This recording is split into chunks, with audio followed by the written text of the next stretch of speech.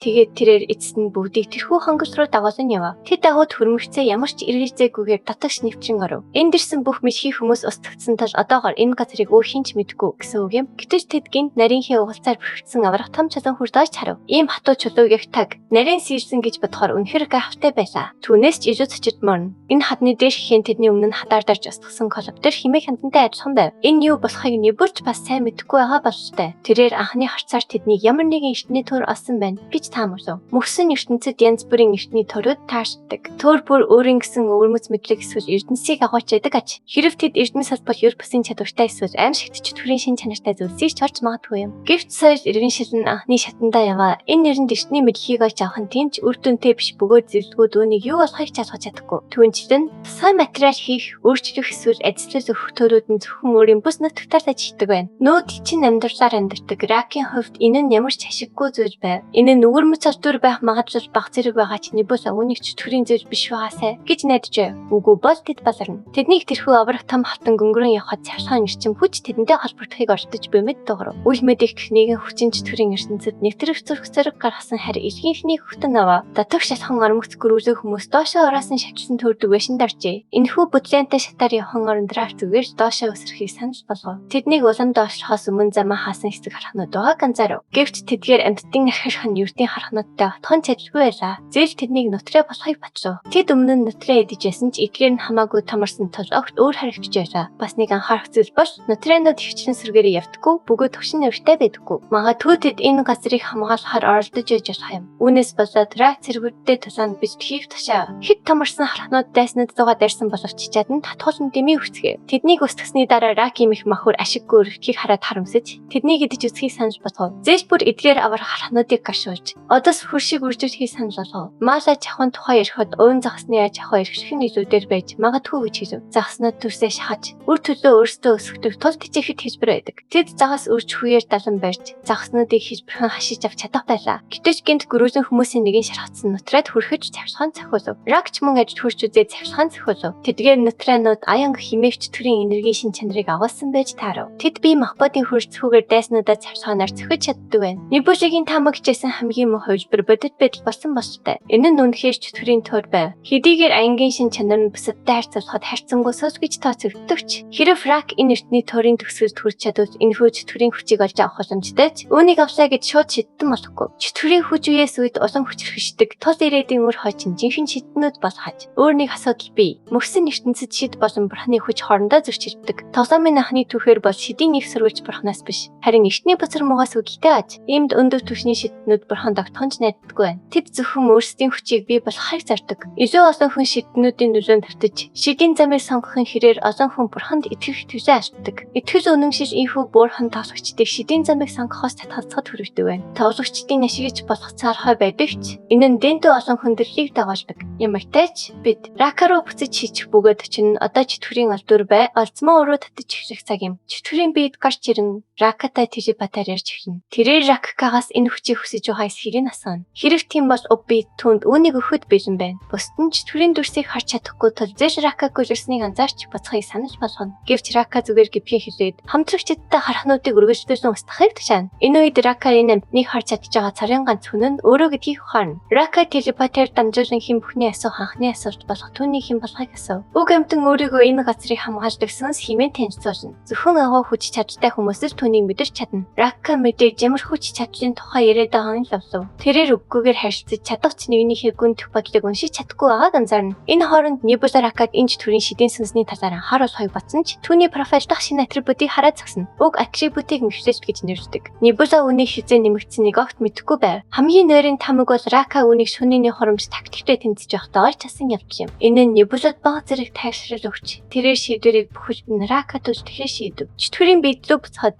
тэрээр цавшхан атрибутын талаар бага зэрэг ичгэнэ. Шатаж буй наран мэд гэрэлзэж бүхэл амьдралыг төнөм хасуунаар шатаах хүч. Хэрэг ракка хүсвэл энэ хүчийг авч болно. Мэдээж түүнд татгалзах шарпан байсангүй. Яг энэ үед сүнс нэг нөхцөл толгойг оролдоно. Мэгчлэгдэхээс сэргийлж ракка саналыг нь шууд үгүйсгэв. Эцсийн эцэст энэ нь үнэгүй биш юм. Сүнс нөхцөлийг биелүүлэхэд хэцүү биш гэж зүтгэн. Хилзэрийг хурдан аврахыг оршино. Ракка дахин нэг удаа сэтгэл дундуур байгаагаа илэрхийлв. Хэрэг сүнс сольцоо хийхийг хүссэн бол анханасаар хийх ёстой байсан. Гэсэн ч тэрээр нөхцөлийг нь сонсохыг зөвшөөрөхдөө сүнс нь дахиж тариулахгүй байхыг анхааруулж болов. Тэр бүх зүйлийг тодорхой хэлхийг хүсэж байна. Хэрв ямар нэг зүйл нөөц тэнгэрийн хэлцээ хийхгүй. Яг тэр үед зэш тэднийг хөдөлгөхөд бэлэн басныг ич гэхээр яриг нь тасав. Рака түүнийг бусадтайгаа үргэлжлүүлэн явахыг тушаана. Тэрээр бодлоо зэгцчээ дараас нь дагахолно. Энэ хооронд сүнс нөхцөлөө таньж сурна. Тэрээр энэ төрөнд застагдж чөлөөтэй хөдөлж чадахгүй байгаагаа хэлв. Тэр Ракаг доошоо гүн орж Лацыг хамгаалж буй Тори хамгаалцагчийг алахыг хүсэж байна. Тэрээр сулсарт магцаа бүх хүчээ өгөхөө амлав. Хэрэг зэрийг зөвшөөрөхөөс өмнө Рака баталгааж олж төсөж байна. Тэр тэдгээр хархнууд шиг дайснуудыг нэрхэхэд сун хүчийг олж авах. Сүүнийг улам батлав. Өмнө хийсэнчлэн түүний хүчийг завсгаан гэж нэвждэг. Одоохондоо энэ нь зөвхөн оч болон ирж байгаа чиглэх бүрт улам хүч хэрэгчин. Яванда Рака бүр аянг дуудаж чаддаг болно. Өсөх боломжийг нь авч үзвэл Рака бурхантай өрсөж буй хүчрхэг болж чадна. Энэ хүч үнэндээ нэг хүн дэндүү агуу юм. Тиймээс Рака дүүнийг овог аймгийн хантайгаа хуваалцах сонгож бий. Эсвэл тэр зан үйлээр дамжуулан үнийг бүхтэн өөртөө манаа бочиж байна. Рака сүнсний тайж борсон бүх зүйлийг хүлээн зөвшөөрөв. Гэвч тэр одоо хүртэл нэг зүйлийг ойлгохгүй байна. Ийм асар их хүч чадвартай чадвартай бид яаж яваад лацтолов? Сүнсний хэлснээр яг тэр хүч чадвар нь түүнийг мөхөд хүрсэн гэж.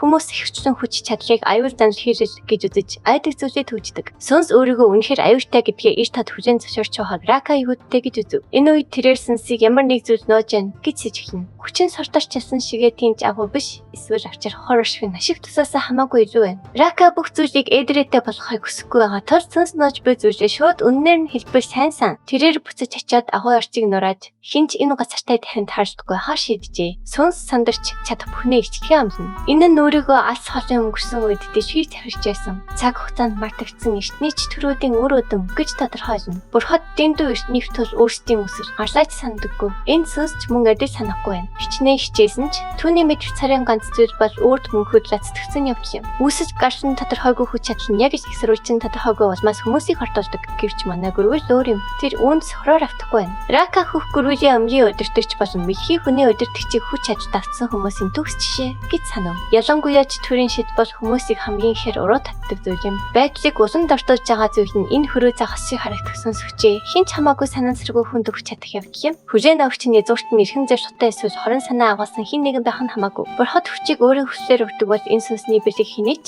тэр байтугай хүртэх ирэхгүй нэгнээ гарч чарч болно. Байдлыг улам дортуулахад энэ чөтгөрийн хүчийг эзэмсэн хэн боловч үүнийг улам сайжруулж улам хүч хэрхэж чадна. Эцэст нь энэ бүхнийг чадагч хүчийг эзэмших чинь бурхадыг бүхэлд нь үгүйсгэх болно. Энэ үр дагавраас зайлшхийхийн тулд Рака энэ хүчийг бүхэлд нь өөртөө авахар бодож байгаа бөгөөд учир нь энэ үнэхээр аимшигтай. Үгээр хишгүй хүчтэй. Энэ нь нэрээдүйн тулаануудад гарцаагүй хэрэг болно. Эцэст нь Рака нэг том нөхцөлөөр хөрөө загсыг солихоор шийдэв. Нэгдүгээрт Рака өөрийн нөхрийг энэ хүчийг эзэмшигч царийн ганц тал байж хойг хүсэж байна. Тэрээр мөн эвлэр хүчийг бурхтаас даяасан мэт харагдуулахыг хүсэж байна. Ингэснээр хинч бурханд итгэх хвлээ алдаггүй. Үнэн дээр тэдний итгэл оломж батчих болно. Хоёр дахь нөхцөл нь тэрээр хөрөө загсыг өөрийн бурханд итгэж хэвших хүсэж байгаа явдал юм. Мэдээж хөрөө загсны хувьд Ракагийн дагадаг бурхнаас хамаагүй. Эртний биетийн хувьд энэ санаа инээдтэй санагдана. Ийм бурханд итгэнэ гэсэн бодол хачирхалтай санагдаж байна. Түүнчлэн бурхад ихвчлэн чөтгөрийн шидийн сүнсийг үзэн яддагч Рака энэ хөвшмөл ойлголтыг няцааж байна. Тэрээр өөрийн бурхныг жирийн нэгэн бурхан биш гэж үздэг. Хөх шавж бурхан үнэ цэнтэй биетүүдэд өгөөмөр ханддаг.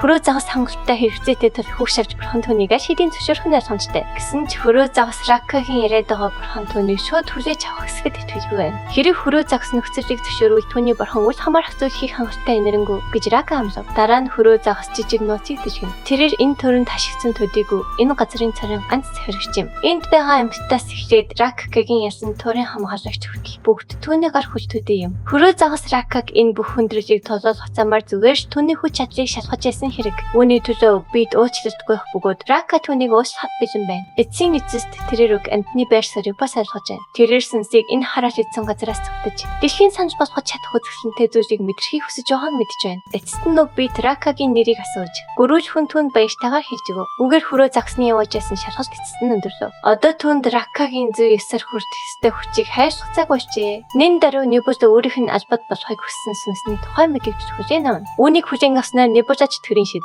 ялангуяа цахилгааныг захирахтай болно. Небужа бүх зүйл хэрхэн иргсэн туйлын сэтгэл хангалуун байна. Чөтгөрийн шидийн сүнсийг захирах тайг алдагдаж түүний шидийг бурхан зэрэг чанарт нэгтгэх нь ямар нэгэн шийтгэл хүлээхгүйгээр чөтгөрийн хүчийг эзэмших царын ганц арга юм. Нөхцөл байдлыг сайн ойлгож зөв зохицуулсан Ракад гавьяа энэ 9 жил өнгөрч дүр зураг гүрвэл хүний тавшин ширээ рүү шилжинэ. Хүүх шавж бурхан Ракад аянга цавшгааны хүч хайрлсан гэхээр яаж хэдийн тахчээ. Нэгэн хүмүүс сонгогдсон гүрвэл хүний өмгийн өдөртөгч агуу Ракагийн тухай түүхийг сурч байна. Түүхийг түгээж буй хүн бол Ракад бишрэгч гөрөөс хүн юм. Хүмүүс авчны бурхан яагаад аян цахилгааны хүч чадал хайрсныг ойлгохгүй байна. Үүний хариуд түүх өгөөжөгч гөрөөс хүн өөр өнцгөөс авч үзхийг санал болгов. Үүнийг тайлбарлах хамгийн хэлбэр бөгөөд ухаалаг аргаас тэдний хувьд хөнгөтэй ангийн өнгө болно. Тэдний бурханы нэр бас хөвш авч бурханыг төсөөлөх явдал юм. Хүмүүн энэ хоёр хэрхэн холбогдож байгаад ирэлцсэн хэвээр байна. Тайлбарсан ч тэрээр сэдвийг орхихоор шийдэж өөрийгөө хай гэж танилцуулав. Хай гөрөөс хүний нэрийг мэдхийг асуух яг гэр мөчөд тэдний танилцах цаг дуусна. Толгойд урууд нь нөлөөд гэж нэрлэгддэг хит хитэн урьдахгүй зачигдгаач ирэв. Гөрөөс хүн мэдхээр халдагчдыг таньж чадахсыг асууна. Магадгүй тэд Сускатын гар хөдөөд байх. Тэр хүн нухацтай харж ирж буй зам захийлн хамгаалдаггүй. Санар сэрэмжгүй байгааг анзаарна. Түүнчлэн тэд зохисоор төсөглөөгүй.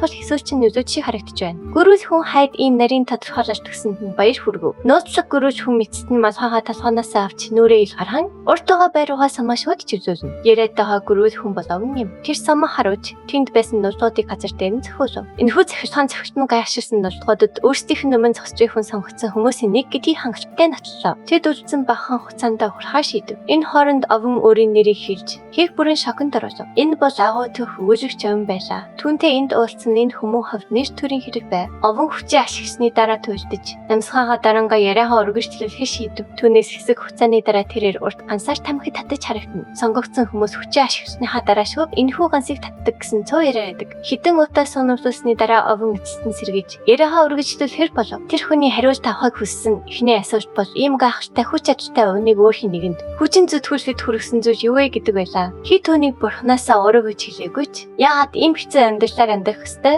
гэж зэрлэг байгаач ганцаараа тэнүүчилж буй овн дахин утаа үлэнгээ өөрт нь өөр шалтгаан байгаа нууцлаг байдлаар цохойлох. Тэр бол нүгэлтэн. Нэгэн цагт өөрийн хүмүүсээс урууж байсан нүгэлтэн юм. Тэгсэн ч түүнд нүглээ наманчилж алдаагаа засах боломж олгосон байна. Тэрээр түүх болон дөрүүдээр дамжуулсан цэнхэр шавчин бурхан болон авсагч Ракийн нэрийг тэр даяар түгэх ёстой юм. Тэрээр өөрийн гэмшлийг илэрхийлж хинхүү замыг сонгон амьдарчээ. Түүний хичээл зүтгэл өнөөдрийн хүртэл өөр дүнгээ өгсөн бололтой. Энэ бүс нутагт хар хайрт аймгийг мэдэхгүй хүн гэж үгүй. Мөн дэд тахиж бөгөөд тавлагч Ракийг маш их хүндэлдэг нь ойлгомжтой. Яриагаа өргөжлүүлсэн овн тэр хүнээс өөртөө ажил тэнүүчв гэж асуув. Тэр хүн өөрийгөө автоматжуулалтын цайзаас ирсэн хүн хэмээн танилцуулав. Энэ бол овны хизээч сонсож байгаагүй нэр байлаа. Тэр хүн цааш нь өөрийн зорилгоо илчлв. Тэрээр автоматжуулалтын цайзын эзний ичийг дамжуулахаар хар хайрт аймгийг хайж яваа ажээ. Энэ нь үнэндээ овны тал ташигтайгаар иргэв. Тэрээр хамтрагч бол хаврах шавуугаа эсгэрэн дуудаж шавуу эзэмлүүгээ яаран ирэв. Алдартай кокетресийг ингэж сайн гашилсан дахыг хараад тэр хүн гайхсан гайхах зүйл биш байлаа. Овн түүнийг засаж энэ амтныг кокетрес болон дахины юлиз болох кокату гэдэг хэмээн хэлв. Тэгээд тэр шавууны нуруунд дээр өсрөн гарч нөгөө хүнд ч бас ажиллагаан хийхийг уриалав. Тэр аль хэдийн Рак дээр очихоор замдаа гарсан тул тэр хүнд хар хайрт аймагтай биечлэн уулзах боломж олгож байгаа. Гэвч энэ тусламжийн хариуд овн өөрийн ярихыг хүссэн хэрэгтэйгүй төхөөдийг түүгээр сонсохыг хүсв. Энэ нь цэнхэр шавчин бурхан болон агуу Ракийн тухай төхөөд байлаа. Дүр зураг шууд өрөг шалхаж буй хар хайрт аймгийн жагсаалуу шилжив. Юри өрөг шалхан өөрийн ахлагчтай сэтгэл түгшээсэн мэдээд болгов. Одон орончийн өвхөл ойртож байна. Одон оронч амьдралынхаа сүйчийн мөчөд Рактай уулзаж ярьж хүсжээ. Рактай руу чагсаалыг зөксөө автчаалвч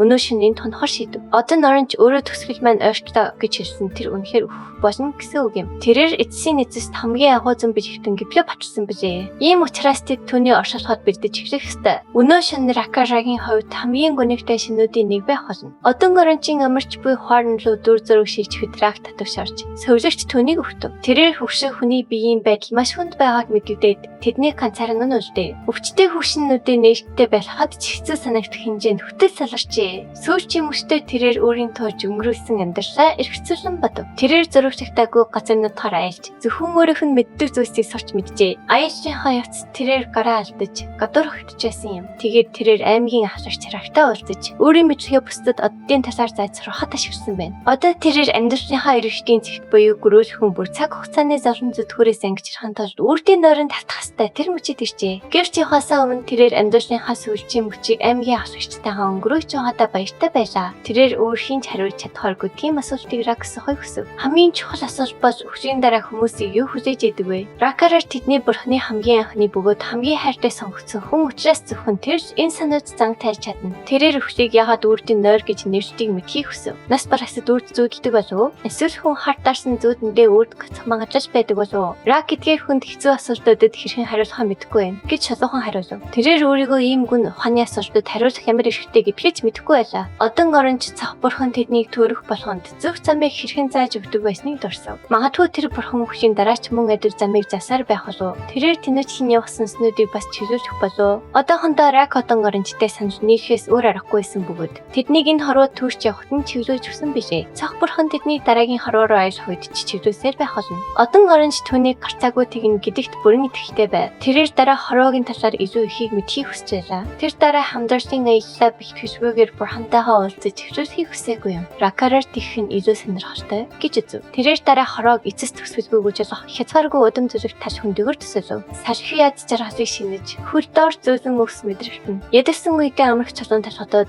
өрн дулаанаас хүйтэн сэр өнлөө ээжлэн саригдах цаг агаар байна. Одон оронч дараа хорвоод ядсан үедээ эрвэж хөрийн гэсэн байшинтай болохыг хүсв. Тэрээр хүчтэй сархинд хисээд явчих майхан хүссэнгүү. Тэрээр түүхэн нь сууж болох бат бүх байшин хүсэж байв. Одон оронч майхан дургүйч дургүй байсан юм. Тиймээс тэр одоо майхан дамарч байгаад ямар ч хоног тасангүй. Өдөггүй түүний сүнс төхнөх газраа олох болно. Тэрээр дараа хорвоогийн тэнгишт одод байх уу? Үгүй юу гэдэгт санаа зовж байв. Рак түнд бурхан маш халамжтай тул хийх болно гэж итгүүлв. Хүн бүр гэрээ болохын тулд тэр тэнгишт одод заавал байрлах болно. Яг тэр мөчид Ракара бурхан тэднийг харж байгаагийн тад тэндэг болох танил цэнхэр ирвэхээ гож чарав. Үйл явц улам эрчимжиж эрзэгтэй мөч орчиж байна. Дараагийн хэсэгт бүх зүйл эргэж хийн. Дараагийн хэсгийг бусдаас төрүүлж хамгийн ихэнд үзхийг хүсэж дэргэцэн дэх төрийн банкны данс руу 5,000 төгрөгийн хандив хийгээрэй. Тэгвэл дараагийн хэсгийг таны даруй гаргаж өгье. Таалагдсан бол лайк дарж, цавууг лумын заавал бүртгүүлээрэй.